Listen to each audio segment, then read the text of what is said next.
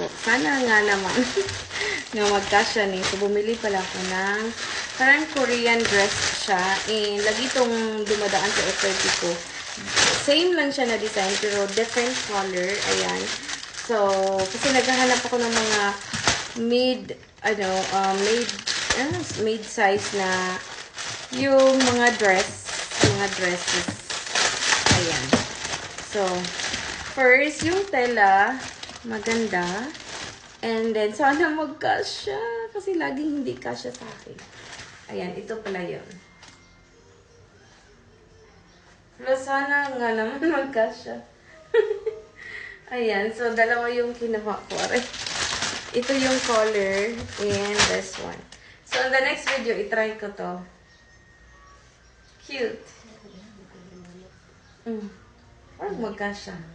Feel na ako magkasya. So, i-share ko na lang yung link.